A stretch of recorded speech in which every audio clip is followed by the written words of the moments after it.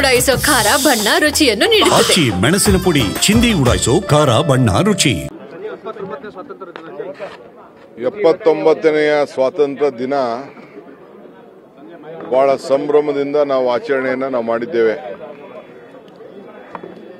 ಈ ದೇಶದಲ್ಲಿ ಒಂದು ಹೊಸ ತಿರುವು ಪ್ರಾರಂಭ ಆಗಿದೆ. ಪ್ರಜಾಪ್ರಭುತ್ವ ವ್ಯವಸ್ಥೆಯಲ್ಲಿ ಚುನಾವಣೆಗಳನ್ನು ಪಾರದರ್ಶಕವಾಗಿ ಕಾನೂನು ಚೌಕಟ್ಟಿನಲ್ಲಿ ಸಂವಿಧಾನವನ್ನು ರಕ್ಷಣೆ ಅಡಿಯಲ್ಲಿ ಮಾಡಬೇಕು ಅನ್ನೋದು ಒಂದು ಹೊಸ ರೂಪ ಇವತ್ತು ಬಂದಿದೆ. ಇಡೀ ಭಾರತದ ಎಲ್ಲ ಪಕ್ಷದ ಬಿಜೆಪಿಯವರು ಬಿಟ್ಟು ಮಿಕ್ಕಿದವರೆಲ್ಲ ಸೇರಿ ಒಟ್ಟಾಗಿ ಹೋರಾಟವನ್ನು ಮಾಡ್ತಾ ಇರೋದು ಬಹಳ ಸಂತೋಷವನ್ನು ತಂದಿದೆ. ಇದಕ್ಕೆ ನಾವು ಕೂಡ ಹೆಜ್ಜೆಯನ್ನು ಹಾಕ್ತಾ ಇದ್ದೇವೆ, ಮುಂದಾಳತ್ವವನ್ನು ವಹಿಸಿದ್ದೇವೆ.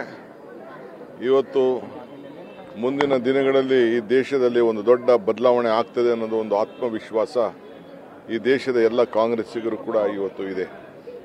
ಈ ಹಿನ್ನೆಲೆಯಲ್ಲಿ ನಮ್ಮ ಹೋರಾಟವನ್ನು ಇವತ್ತು ಪ್ರತಿಜ್ಞೆಯನ್ನು ನಾವು ಮಾಡಿದ್ದೇವೆ. ನೋಡಿ, ಧರ್ಮಸ್ಥಳ ಪರ ಅಲ್ಲ, ವಿರೋಧ ಅಲ್ಲ, ನ್ಯಾಯಬದ್ಧವಾಗಿ ನಡಿಬೇಕು.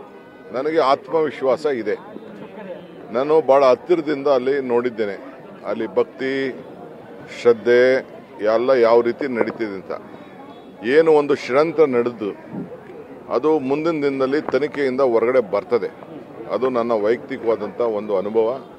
ನಾಳೆ ನಮ್ಮ ಹೋಮ್ ಮಿನಿಸ್ಟರ್ ಅವರು ಅಸೆಂಬ್ಲಿಯಲ್ಲಿ ಉತ್ತರವನ್ನು ಕೊಡುವಂಥ ಸಂದರ್ಭದಲ್ಲಿ ಸೋಮವಾರ ಬಹುಶಃ ಏನು ಸತ್ಯ ಇದೆ ಆ ಸತ್ಯವನ್ನು ಈ ನಾಡಿನ ಜನತೆಗೆ ತಿಳಿಸ್ತಾರೆ ಅನ್ನೋ ಒಂದು ಆತ್ಮವಿಶ್ವಾಸ ನನಗೆ ವೈಯಕ್ತಿಕವಾಗಿದೆ.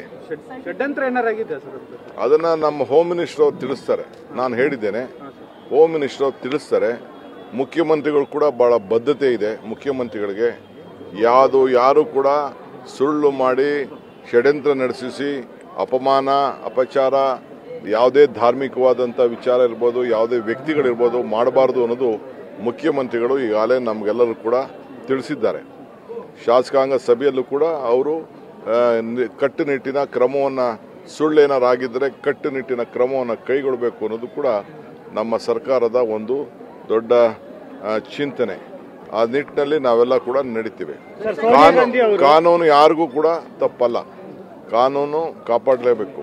ಕಾನೂನನ್ನು ಈ ಸಂದರ್ಭದಲ್ಲಿ ರಕ್ಷಣೆ ಮಾಡಬೇಕು. ಕಾನೂನು ತಪ್ಪು ಮಾಡಿದ್ರೆ ಎಲ್ಲರಿಗೂ ಕೂಡ ಶಿಕ್ಷೆ ಆಗಲಿ. ಅದರಲ್ಲಿ ನಾವು ಯಾರು ಕೂಡ ರಕ್ಷಣೆ ಮಾಡೋಂಥ ಪ್ರಶ್ನೆ ಇಲ್ಲ. ಆದರೆ ಸುಮ್ಮನೆ ತೇಜೋವಧೆ ಮಾಡೋಂಥ ಕೆಲಸ ಯಾರು ಕೂಡ ಮಾಡಬಾರ್ದು. ಸೋನಿಯಾ ಗಾಂಧಿ ಅವರು ಭಾರತದ ಈಗ ಅದೆಲ್ಲ ಬೇರೆ ಟೈಮಲ್ಲಿ ಮಾತಾಡೋಣ.